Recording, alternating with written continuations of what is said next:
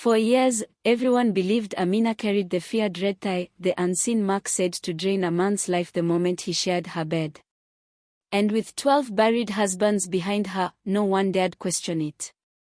So when her 13th husband died, the village sighed, certain the curse had struck again. Until something happened at the funeral that no one in that village, or anywhere else, ever forgot.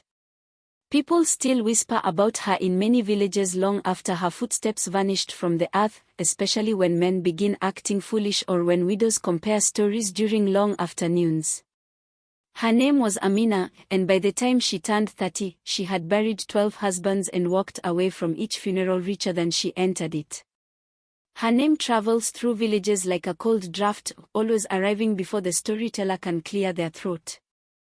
Amina did not come from anywhere people knew.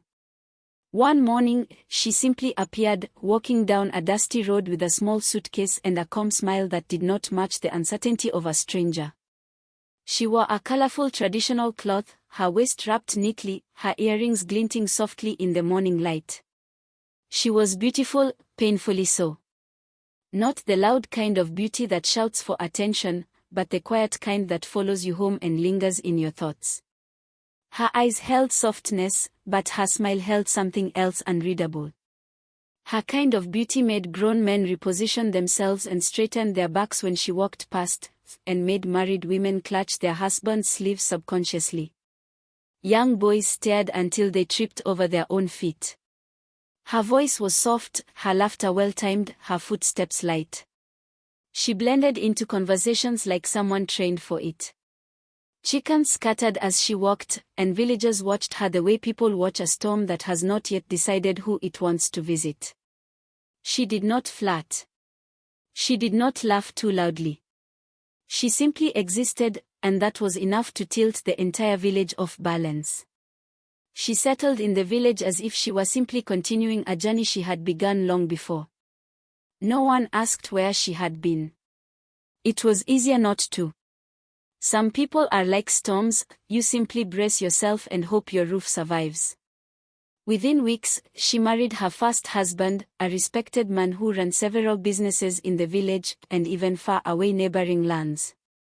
Within 4 months of marrying her, he died quietly in his sleep. The doctor said his heart had stopped. People nodded solemnly, though many raised eyebrows high enough to touch their hairlines. At his funeral, Amina mourned dramatically and louder. She threw herself to the ground and spoke in a voice that trembled with grief. She threw herself over the body, called his name until her voice cracked, and fainted so convincingly that women rushed to fan her with their headscarves. Many believed her tears were genuine, she was that convincing.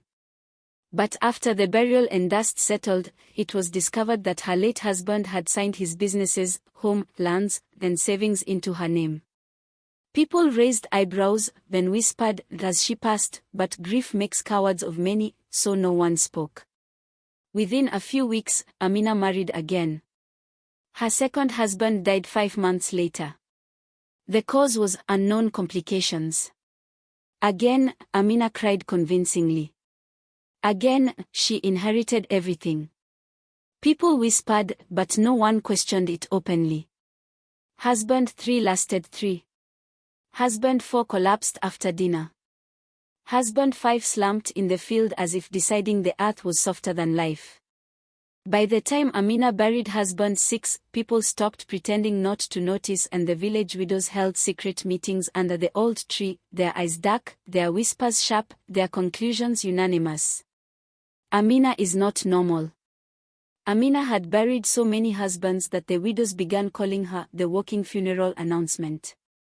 The men in the town suddenly lived healthier lives, drank less, slept more, but still, some of them kept wandering toward her door like moths that had made peace with burning. Still, the men kept marrying her. Not because they were brave but because they were foolish. And Amina kept burying them. With each burial, she walked away with more land, more cattle, more shops, more property. She grew wealthy not by years, but by funerals. She built herself a large home with smooth floors and painted walls, luxuries unheard of in those days. Her clothes became brighter. her jewelry heavier, her soft smile even more mysterious. Women despised her. Not only because she was beautiful, but because she had taken husbands, ruined homes, redirected inheritances, and left trails of fatherless children and bitter ex-wives in her wake. She had mastered the art of appearing innocent at every burial while simultaneously outliving every man who dared love her. People needed an explanation, and when the truth feels too heavy, people reach for superstition. That is when the old myth returned. They said Amina carried the mythical red tie, a secret spiritual mark hidden on her inner thigh, one that drained the life from any man who slept beside her. They said her thigh glowed at night. They claimed her presence brought a cold breeze.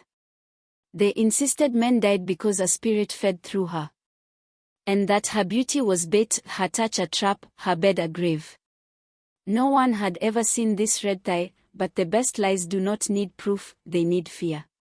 And fear she had in abundance. Whenever Amina passed, people took a step back. Whenever she smiled, men straightened themselves nervously. Children avoided her gate at night. They were warned never to pass her path alone. Soon, no rooster crowed near her home after midnight. Dogs growled at shadows that were not there and even refused bones from her hand. And whenever a man showed interest in her, women clung to him like a drowning person clings to driftwood. The myth protected her better than any guard. What no one knew, however, was that Amina's secret was not mystical at all. The truth was far worse. She had no curse.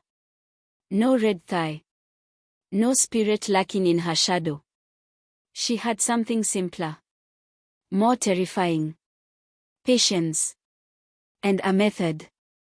Her meals. Her cooking. The warmth that softened a man's heart and loosened his caution. She had a signature method that caught everyone by surprise. She made extraordinary meals, food that tasted heavenly, comforting, irresistible. But hidden in her legendary dishes was sleeping tablets crushed into fine powder.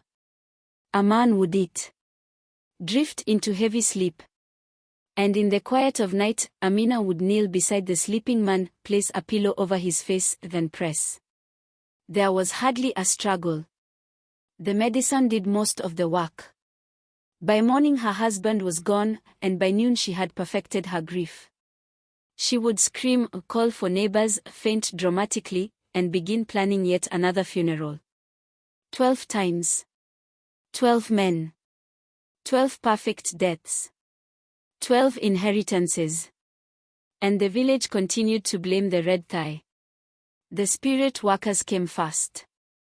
Prophets in white robes and traditional healers with rattling gourds lined up at her door, promising to scrub the stain of death from her aura.